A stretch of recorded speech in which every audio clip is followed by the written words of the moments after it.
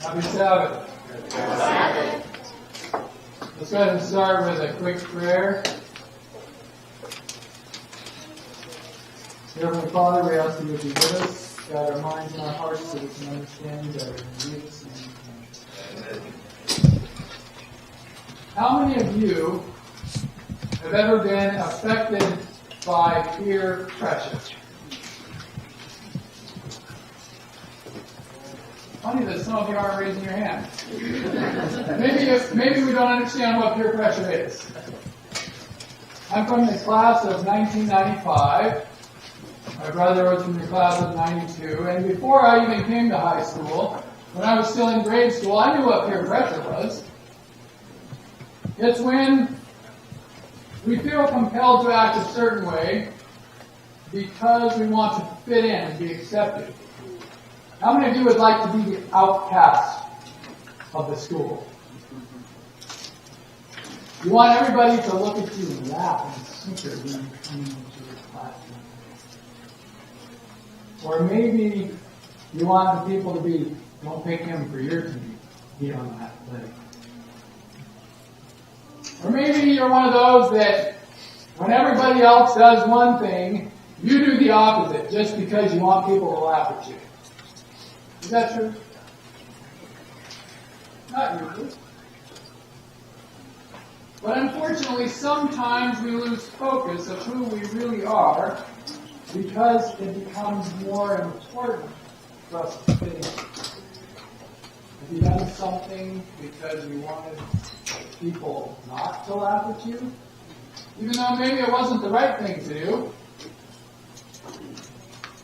Maybe you've made fun of somebody else because everybody else was making fun of that person. When I was a student, I saw things like that happen a couple of times. And I'm not a very good peer pressure type person. It really bothers me when people point at other people or laugh at other people and make fun of someone. So that was something that was difficult for me and my roommate, for example. He had been in a bad car accident and had messed up his face pretty bad. And he used to have all these braces he had to wear. And some of the guys would make fun of him before I became a student here. And sometimes they would go and pound him with pillows and get his head on the wall and do stuff that wasn't very nice. But when I became a student here, he was my roommate. And I said, no, this stuff isn't going to happen to you when I'm here. And back then, thankfully, there was no Rambos because, you guys probably don't know Rambos. But thankfully, at that point, I was one of the bigger kids. I know I'm not very big, but I was one of the bigger kids at that point. And so my goal was to prevent those kind of peer pressures from taking place. I'd like you to open your Bibles to Daniel chapter 3. We're going to be looking at Daniel chapter 3 today. And we're going to be looking at some of the things in this chapter that I have found useful in my life.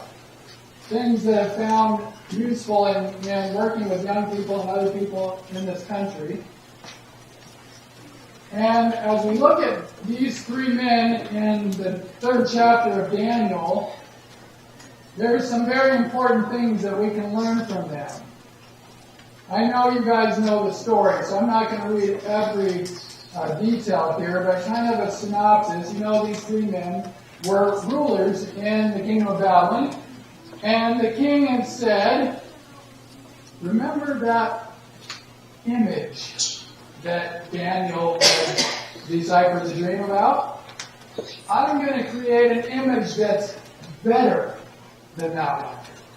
I'm going to create an image out of solid gold because I was in this image, in my dream, I was the head of gold.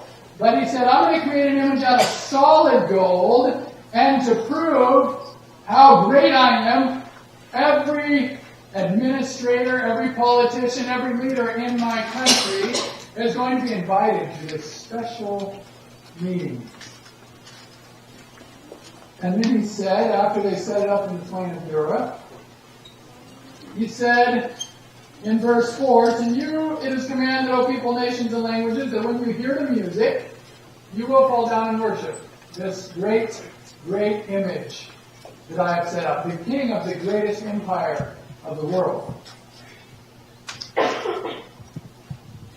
Who do we place our trust in? Are there any of you, you'll probably figure out today that I'm not a very good preacher. I'm more of a teacher type that wants feedback, so feel free to give feedback. How many of you have ever been in an airplane? So most everybody's been in an airplane. How many of you thought about what was going on when you were flying in that airplane when you were in class? Okay? How many of you have ever wanted to fly an airplane yourself? There are quite a few aspiring pilots. Good. So, if you ever look at an instrument flight panel in an airplane, commercial airlines, they have what's called glass panels. Ooh. And they have all these cool instruments that you can look at. And as you look at those instruments, there's an astronomical amount of data that's given to you in those instruments. And people think, oh, it's like flying a bus. Piece of cake. Can't be that hard. Until they get out their instrument approach plates, which are the paper or the electronic version, what's called an approach plate. So when you're flying an instrument approach, you know that a lot of these airplanes, general aviation airplanes, can get down to 200 feet off the ground with zero visibility. Now imagine taking something and putting it across the windshield of your car so that you can't see outside, and then looking at your gauges and driving your car. Have you ever tried that? Don't do it when I'm here. It's a little bit more complex than that. With this situation that these Hebrews were in, Satan, in Prophets and Kings, Ellen White says that Satan hoped thereby to defeat God's purpose of making the presence of the captive Israel in Babylon a means of blessing all the nations. But God decreed otherwise. Not all had bowed the knee to the idolatrous symbol of human power. In the midst of the worshiping multitude, there were three men. And these three men are who we're talking about today. So as you're flying that instrument approach, and you're looking at all of these bells and whistles, all these gauges and dials on your instrument panel, and you look outside and you realize that you can't see anything, you're totally dependent on these instruments that are inside the cockpit of your airplane. One mistake, and you're dead. You tune in one wrong frequency. Or you tune the VOR to be backwards, the glide slope indicator, or the VOR indicator, and you turn it backwards, and you're dead. Do you trust God as much as you trust the airplane instruments? When you go flying a commercial airplane, every time you get in an airplane, you think, oh, man, I have 100% faith that this pilot knows what he's doing. Do you trust him that much? I don't. I have done enough flying to know that you make one mistake and you get toasted. And up in Alaska, there's lots of places where you can see lots of airplanes that have crashed because people got toasted for not flying their instrument. So as we look at verse 12 of chapter 3, we see that there were these Chaldeans that accused the Jews, these three Hebrews, Shadrach, Meshach, and Abednego. And they said to the king, there are certain Jews who keep settled affairs in the province of Babylon, Shadrach, Meshach, and Abednego. These men, O king, have not regarded thee. They don't serve your gods, nor worship this golden image which you have set up. I'm sure the king was pretty excited about that, wasn't he? The Bible says he was. He got very angry, and he commanded them to be brought to him.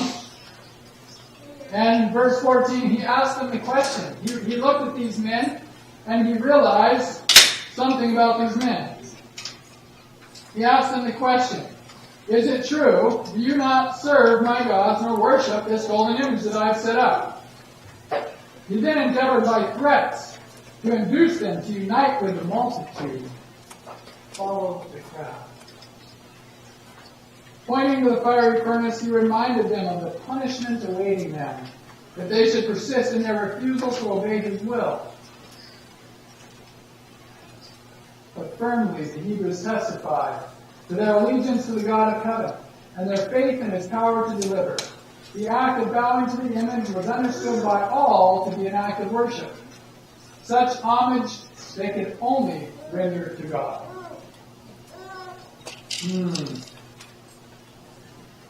The bystander effect. It's been in the news some recently. Have you heard of it?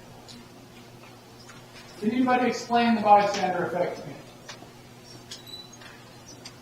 Nobody's heard of the bystander effect? Or are you just afraid to explain it? Okay, so basically the bystander effect says people are less likely to do something to help somebody in need when there's other people around. That's the simple version. This term came about when a lady named Kitty Genovese would rather not have become the subject of this term, but she was returning home from work on March 13 of 1964. She was approached by a man that stabbed her multiple times. She screamed repeatedly for help. At least a dozen people heard her screams, but it took a full 30 minutes for someone to contact the police. 30 minutes of people watching someone get attacked and stabbed for somebody to intervene. The greater the number of people present, the less likely people are to help a person in distress. It's explained by social psychologists, and they call it the diffusion of responsibility. In a large group of people feel individually less responsible to intervene because it's not my job. It's somebody else's job. People become followers. They become onlookers. They stop taking responsibility for their actions. Interesting.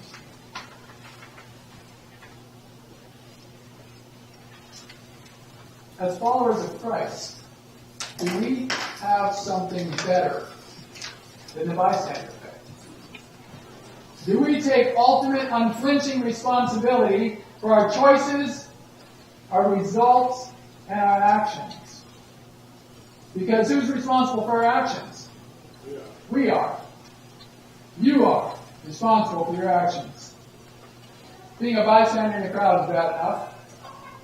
Unfortunately, even worse, is people that are bystanders to their own mediocre lives. Working on the fire department and the ambulance over the years, you realize there's a lot of people that do a lot of ignorant things. And a lot of people nowadays, while people are doing ignorant things, getting hurt, people getting beat up, they just video it and post it. You can become an internet sensation. A viral YouTube video you might have heard of, where people post something bad that happened to someone else while they watch. People drift on the wind and the waves of life without a clearly defined purpose or a firm commitment to a cause. They let fear, doubt, and worry dictate their lives instead of faith and courage. Is that you? Are you the one that's going to sit by and let fear dictate your life? As the three Hebrews stood before the king, he was convinced, the king of the greatest empire in the world was convinced, that they possessed something the other wise men of his kingdom did not. They had been faithful in the performance of every duty. He would give them another chance if only they would signify their willingness to unite with the multitude in worshiping this image. All would be well. But if you worship not, he added, ye shall be cast the same hour in the midst of a burning fiery furnace. With his hand stretched upward in defiance, he demanded, who is that God that can deliver you out of my hand? What a great question. I think that's got to be one of my favorite questions in the whole Bible. Who is that God? Have you ever asked that of yourself? When you look at your life, have you said to yourself, who is the God of my life? It's a question that we should be asking ourselves. But my favorite part of this whole question is the answer that Shadrach, Meshach, and Abednego gave. O Nebuchadnezzar, we are not careful to answer thee in this matter. Verse 16. If it be so, our God whom we serve is able to deliver us from the burning fiery furnace, and he will deliver us out of thine hand, O king. But if not, be it known unto thee, if he doesn't protect us from the fire, be it known unto thee, we will still not serve your gods, or worship the golden image that you have set up. That's a powerful witness. God has something better for us. He said, we will not have a committee meeting. But I'm talking about like a second-degree burn, where you get covered from head to toe in blisters. Painful. We would intubate those people right then and sedate them so they couldn't feel anything, because that has got to be the most painful thing ever. Well, as a firefighter, when I was volunteering years ago, we went inside a controlled burn. We were burning a house down. It was really cool. Because somebody donated an old house to us, and we got to do training in this house. So as we were getting ready, we practiced cutting the roof open, and it's called venting, where you vent the roof to let all the hot gas out. And we, got all the bad stuff out of the house so it doesn't pollute the environment. And then we got to train, going in, each firefighter with a teammate, we go in and put water on the fire. That's kind of the goal of firefighters, is put the wet stuff on the hot stuff and make the fire go out. And as we were training, I had a lieutenant who was going to go in with me.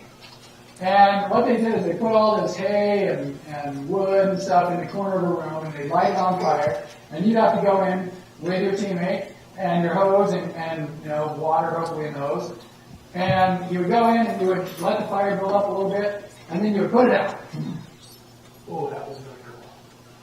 And as we put the hose, we were going in, and I couldn't quite make it around the corner because they weren't feeding enough hose to me. And as they were feeding this hose to me, I said, I need more hose. So they were like yelling at the people outside and trying to get more hose in. And I was ready to put the fire out. And my lieutenant said, no, not yet. And I was like, excuse me, there's a fire, and I'm a firefighter. That's what we do. No, wait, let it get hotter. And so we waited. I said, now? He said, no. And we waited. And I said, now? And he said, no. And we waited, and I could see the smoke piling up at the ceiling. And as the smoke piled up, all of a sudden, there was something called a flashover. And we were engulfed in flames. And he said, now! And I started putting water on, and we're on the floor, looking up, and my helmet, it was so hot in there that my helmet, the words actually melted off my helmet. And his visor melted and warped. And the guys outside started yelling and screaming and putting water on the fire from outside. And thankfully, we got the fire put out. And I gained a new appreciation for hot. As I came out of there, everybody's like, are you guys okay? We thought you were going to die in there. We said, so did we. But by God's grace, I just learned a new appreciation for hot without dying. And as we came out of the fire, I realized what it must have been like for these three Hebrews to have the fire heated 7 times hotter. That was a hot fire. But as the king commanded the strongest men in his army to throw these men into the fire, what happened to those men? They died. That was a hot fire. They bound them in all their clothes, threw them into the fire, the mighty men died, and the king was pleased.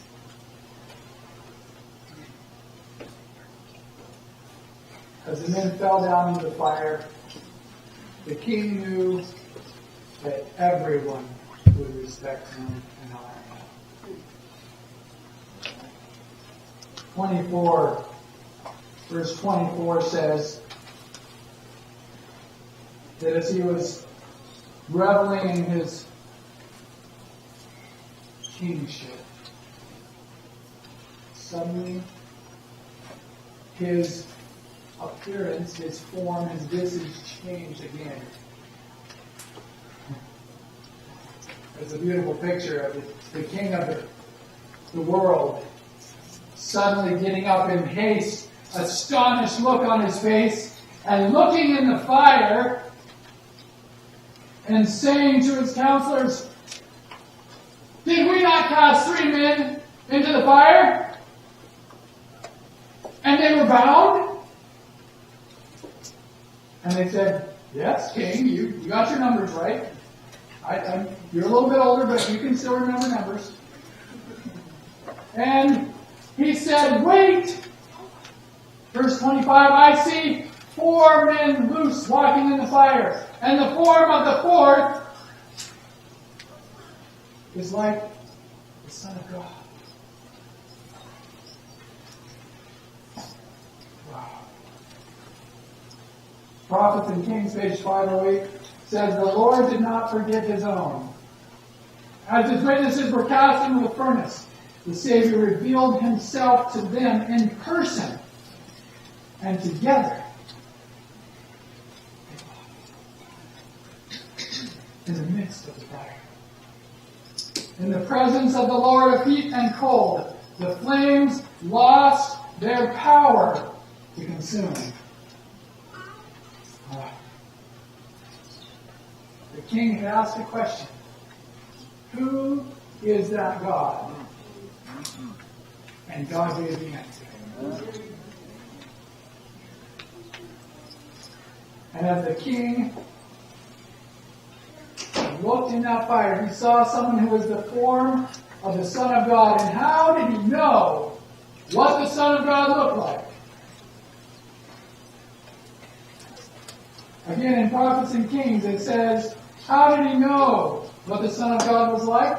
It was because the Hebrew captives, filling positions of trust in Babylon, had in life and character represented him.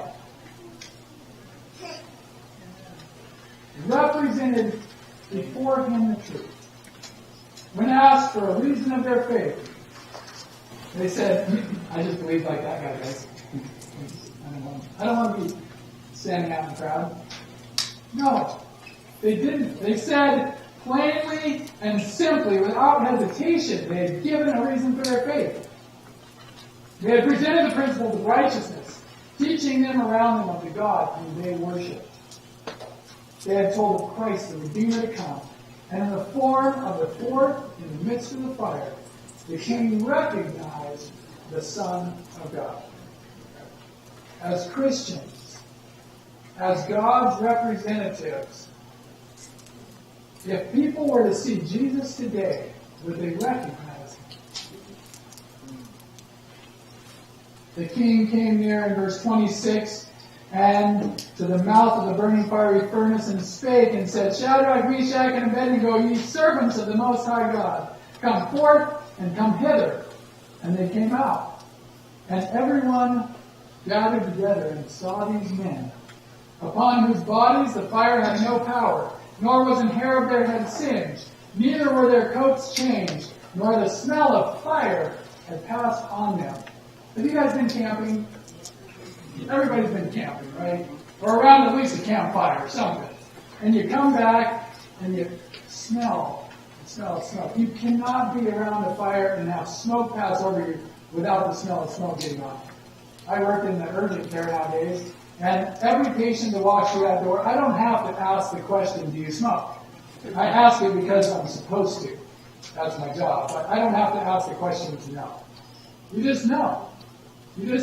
People that do meth, you just know. You don't have to ask. One of my CMAs, my certified medical assistants, handed me a chart and said, "I don't know what's going on with this patient, but I can't get a score from her. She's just like all over the place." I said, "I don't know what's going on." And I walked into the room and talked to this lady. As soon as I walked in the room, I knew what was wrong. And we had a really great conversation together. We had time to pray together. And as I came out of the room, I went to my CMA and I said, you know what was wrong with that lady? And she said, no. What? I said, she's not nice. She said, how do you know? Well, there's two ways that I know. Reason number one is you just know. And reason number two is I ask. Because not only is it my job to ask, it's my job to try to educate you. And to try to save them for something better.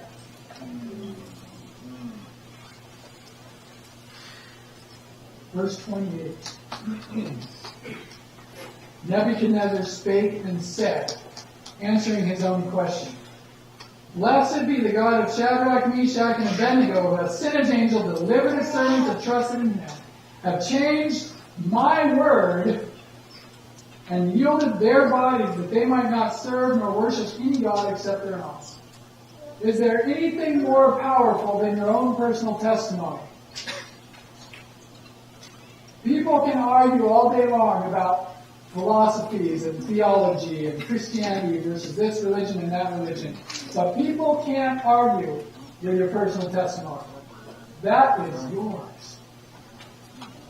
You can't change somebody else's life experience.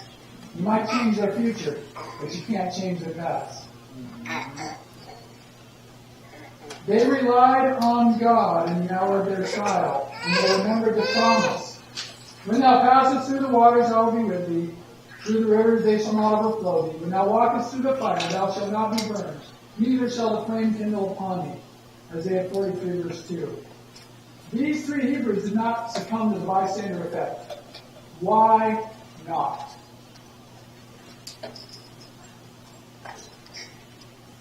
Why did they not succumb to the bystander effect? Why did they do something different than the thousands of people on the plain of Dura?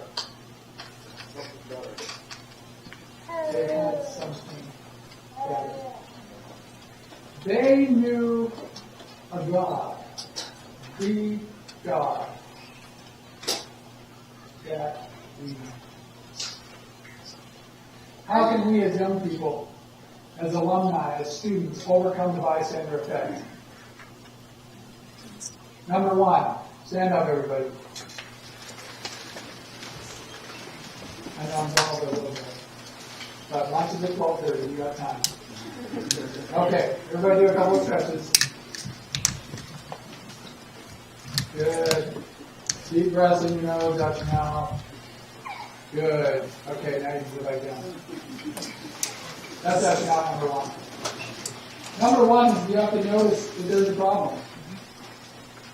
Where are you in your life? Where are you in your life? You have to notice. Then you have to interpret. What's going on in my life? Are you living up to your potential?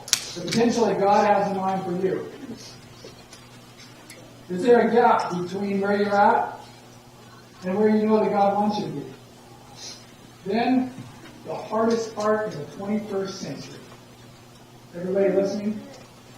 Take responsibility. Amen. You can't blame your parents. You can't blame the media, as much as I dislike the media. You can't blame your friends. You can't blame your lack of skills or your lack of connections in life. We all have to start somewhere. You have to take responsibility. Then you have to determine an action plan. Do you think that these guys were thinking when they went up there, what am I going to say? What am I going to say? What are we going to do? The king's going to throw us in the fire. No! They had already set an action plan. They knew how God measured success. Then, you make it happen. You implement your action plan. You get into God's Word. You go on that mission trip. You stick up for that person that's being picked on or that's being bullied. You make friends with people that don't have friends.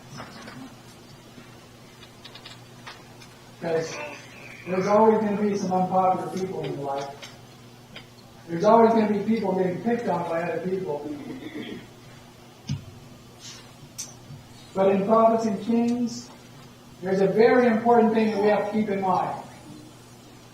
There is a season of distress coming before us, before God's people, that will call for a faith that will not falter.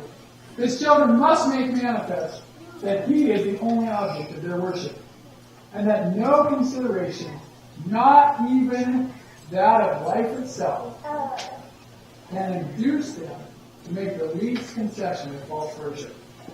Don't kneel down and tie your shoes because everybody else is worshiping that idol. Satan with all the hosts of evil cannot destroy the weakest of God's saints. Angels that excel in strength will protect them, and in their behalf, Jehovah will reveal Himself as the God of gods, able to save to the uttermost those who have put their trust in Him. This is the 500-year anniversary of the Reformation. You've got pictures up around the auditorium of different reformers who stood up. Many of them gave their lives for the cause that they knew was right. And there's a time that is coming where we, as Adventist Christian young people, are going to have to stand up when everybody else is bowing down to worship. And are you, in your mind and in your life today, making the plan of action so that when the time comes, you will say, we don't have to have a belief. We know what the Bible says. We know the God that we serve. I want you for your homework. All you students listening? Okay, your homework is to go look up in Education chapter 7. I'd like you to read Education chapter 7. And I especially want you to look at the 3 paragraphs that start by saying, the greatest want of the world. I know some of you know about memory. But the greatest want of the world is the want of men and women who will not be bought or sold, who will stand for right where the heavens fall. That's your homework for today. Joshua 24:15 says, if it seem evil unto you to serve the Lord, choose you this day whom you will serve. But as for me and my house, we will serve the Lord.